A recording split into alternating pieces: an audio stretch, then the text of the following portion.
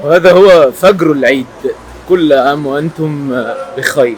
بقيت عايز شوارع فاضية زي دي عشان اصور في الشارع، فتصرفي يا مصر بقى في شوارع فاضية عشان نعمل فلوجات. والله العظيم الحمد لله، شوية نور. الحمد لله يا جدعان. العيد. ايوه ايوه العيد ايه؟ العيد ايه؟ العيد جه. حب العيد. اعلان بالعيد. كل سنة وهم طيبين. العيد حلو قوي. ايه؟ في عيديات العيد. انت عايز فلوس ها؟ يا مادي. وكان الله على كل شيء مقتدرا. المال والبنون زينة الحياة الدنيا والباقيات الصالحات خير عند ربك ثوابا وخير أملا.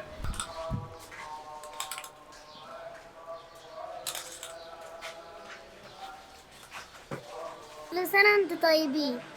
كل سنة وانتم طيبين. عسل. مصلى كبير جدا ما شاء الله.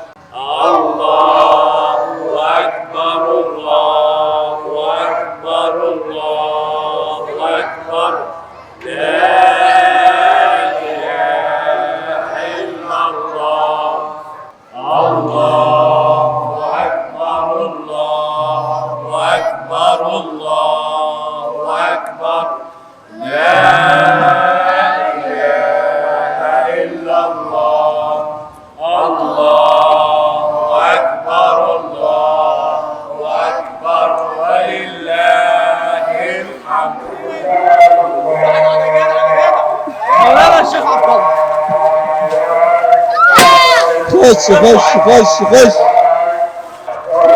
هو ايه؟ ده بكام؟ ده ببلاش. ببلاش. صورتي خلاص اهو. عايز اصور يا عم. صورت خلاص اهو. انا صور انا صور. اهو اهو. يا عم انت مش بتصور. الله. ايه يا مولانا مش هنقول حاجة. مش هنقول حاجة. ها كل سنة واحنا مين؟ احنا طيبين. لو انت فاكرني طيب فكل سنة وانت طيب.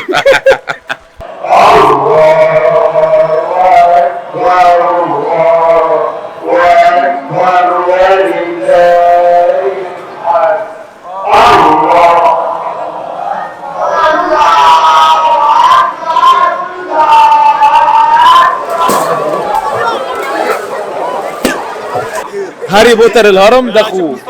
ده اخو هاري بوتر الهرم. هاري بوتر الهرم. ايه الكلام ده؟ بعد اذنك عايز اطلع في الفلوس. ازيك يا عبد الله؟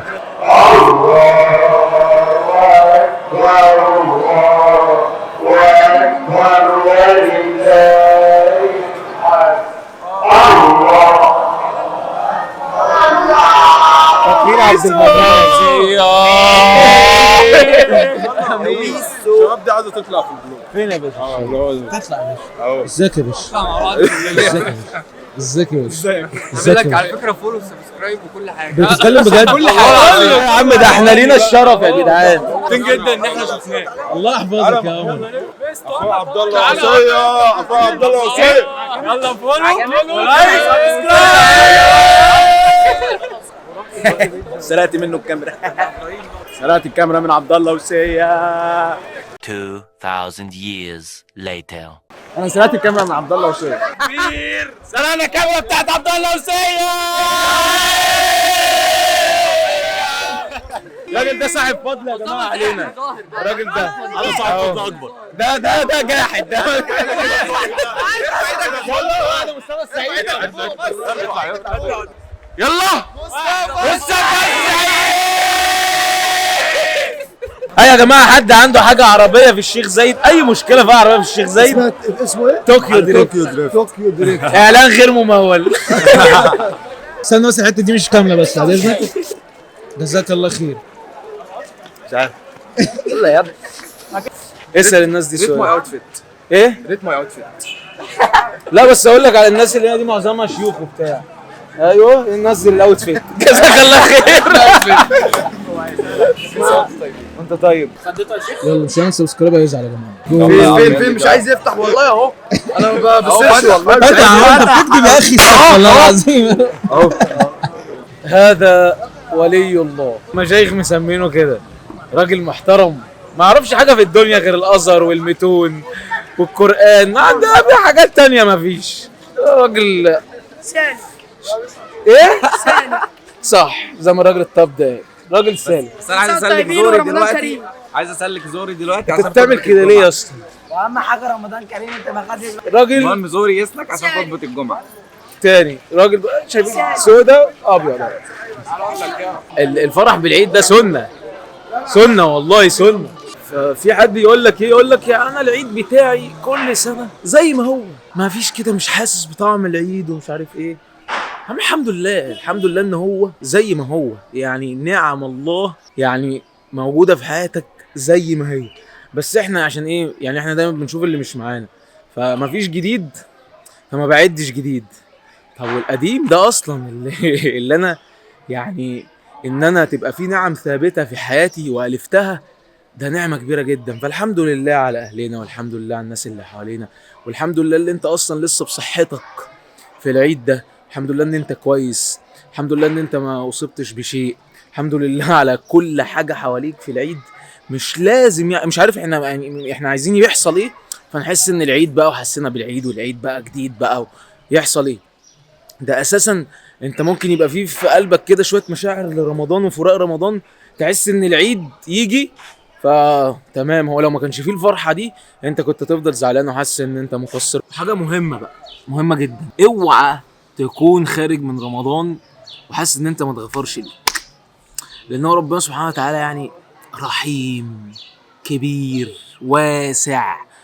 هقول لك الراجل ده خلقه واسع بيستحمل كتير ومش عارف ايه. انت مهما تغلط تخترق حدود ربنا سبحانه وتعالى يرحمك ويعفو عنك وكأنك ما عملتش حاجة، وبعدين بيلحقك. الصلاة إلى الصلاة كفارة لما بينهما، والجمعة إلى الجمعة كفارة لما بينهما، ورمضان إلى رمضان كفارة لما بينهما. غسيل ليك دورة عشان انت مسكين. فاوعى تكون يعني ظنيت لوهلة ان انت ما غفرش ليك. ان شاء الله ربنا ادركنا وعيشنا الشهر ده فهو ان شاء الله غفر لنا. السلام عليكم. في ولا ما في كحك عيد؟ كحك عيد، اكل، جعانين تعبانين واقعين. في حاجه يا حاج؟ اتكلم يا حاج، كلمني. هي مشكلتي في الدفاع. اقول لك ايه ده عبد المنعم بيصورنا مش عارف ادافع. فاكر عبد الله وسوا بيلعب بلاي ستيشن عامل ازاي؟ ما بيحبش يخسر خالص خالص. ما بيحبش يخسر في اي حاجه والله العظيم. حتى ما سابش اليوتيوب عشان ما بيحبش يخسر. مفيش فيوز تبقى صياحي طرب. طعم الخساره يا جماعه لازم تتقبلوا الخساره. هنعمل ايه؟ هاتريك من كابتن هي الحياه كده بجد. لا تنشغل بالعيد عن الصلاة والسلام على النبي صلى الله عليه وآله وسلم، وما العيد إلا ذكره صلى الله عليه وآله وسلم. صلى الله عليه وسلم. احنا معانا هنا يا جماعة اكسكلوزيف خطيب جمعة لسه ما قالش خطبة الجمعة، وهنقول لكم ملخص بتاعها دلوقتي. مش تعرفوا احنا بنتعب قد ايه في الفلوجات دي. شوف دلوقتي ملخص خطبة الجمعة. انتوا عارفين يعني العيد وافق الجمعة وصلاة العيد فخير كبير. نشوف كده الملخص ونرجع لعبد المنان تاني عشان انا خلاص تعبت. هو الملخص الموضوع ان احنا لسه خارجين من رمضان وداخلين في العيد، وكل كلام الناس في الايه اللي هو ازاي تفرح في العيد، او ايه الاعمال الحلوه اللي تعملها في العيد، وازاي تكمل على اللي انت عملته في رمضان. بس ده مش في كل الناس. احنا عندنا الناس نوعين، وده موجود في من اول الدنيا لاخرها، طائع وعاصي. فعدى رمضان على الطائع والعاصي، وعدى العيد على الطائع والعاصي. فالطائع اللي في رمضان عمل ايه؟ استغل فرصه ربنا بعتها له. والعاصي في رمضان عمل ايه؟ استغلش فرصه ربنا بعتها له. فلما جه العيد ده جه موسم فرحه للطائع اللي طاع ربنا سبحانه وتعالى. فنيجي بقى ناخد كل احاديث الفرحه بتاعه العيد والصلاه ومش عارف ايه واليوم الجائزه لمين؟ الطائع اللي خلص رمضان، فهو لسه مكمل في الفرحه بتاعته. طب والعاصي اليوم ده مش هياخد فيه حاجه، فاليوم ده ما يبقاش فرحه بتاعته. طب العاصي يعمل ايه في اليوم ده بقى؟ يظهر النكد للناس ويمشي بقى ويحقق؟ لا، يتدارك ده. هي الناس دي فرحت ليه؟ طب ما تتدارك انت كمان، لان لو ما تداركش ده دلوقتي وما حولش نفسه من فريق العصيان لفريق الطاعه مش هيعمل كده غير لما يلبس في النار والعياذ بالله يعني. بس فهو دلوقتي عندنا فريقين، فريق بيفرح دايما ودي من رحمه ربنا، الطائع ده فرحته في الدنيا وفي الاخره الاثنين، فهو دلوقتي فرحان اهو ويروح هناك يفرح تاني. طب والعاصي ده زعلان هنا فربنا بقى يراضيه هناك ويصالحه في الاخره، ده يزعله تاني ويزعله زعل اكبر. فهو الحل الوحيد ايه؟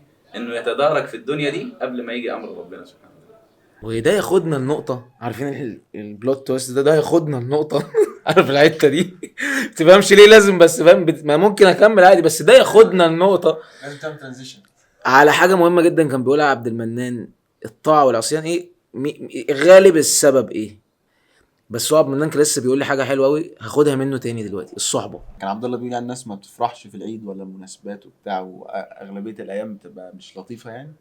فكنت قاعد مع واحد فهو بيقول لي احنا بنقعد كل اسبوع انا واصحابي كده في اخر الاسبوع بقى بتاع فسحه اخر الاسبوع وكده يعني. فبيقول لي ما حتى القعده دي ما بقناش نتبسط فيها. فبقول له انتوا بتقعدوا تتكلموا ايه في القعده ديت؟ فقال لي بنقول اي كلام يعني عادي. قلت له لا يعني مثلا الاسبوع اللي فات قعدتوا تتكلموا على ايه؟ فقال لي كنا بنتكلم على الدولار. فاكيد مش هننبسط لما نقعد نتكلم عن الدنيا ونكد وبتاع، فاكيد مش هننبسط. اما لو قعدنا اتبسطنا وقلنا كلمتين وبتاع وقلنا ربنا كريم ويدينا عين وبتاع وايد بص الدنيا حلوه ازاي هننبسط. فهو زي ما الشيخ عبد الله قال لو مشينا في الفريق الاولاني هنبقى مبسوطين على طول والمناسبات هتيجي هتزود الانبساط، ما لو مشينا في الفريق التاني هنبقى متنكدين على طول وهنلبس زي ما قال. عايز تقول لي ايه توتا؟ عايز اقول لك ان انا بحبك قوي يا عبد الله والله بجد اقسم بالله. توتا يا جدعان من اكتر الناس اللي عندها احاسيس ومشاعر في الشله. بصوا يا جماعه، بصوا يا جماعه،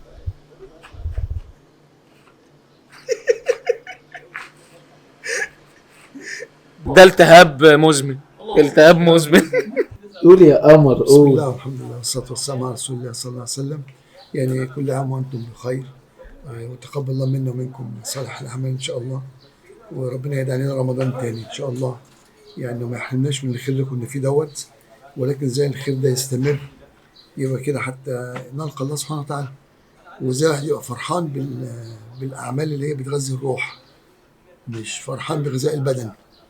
غذاء البدن الاكل، ولكن غذاء الروح الاعمال اللي كنا فيها الصيام والقيام وذكر الله سبحانه وتعالى والتفكر في عظيم مخلوقات الله تبارك وتعالى. هو ده الاصل.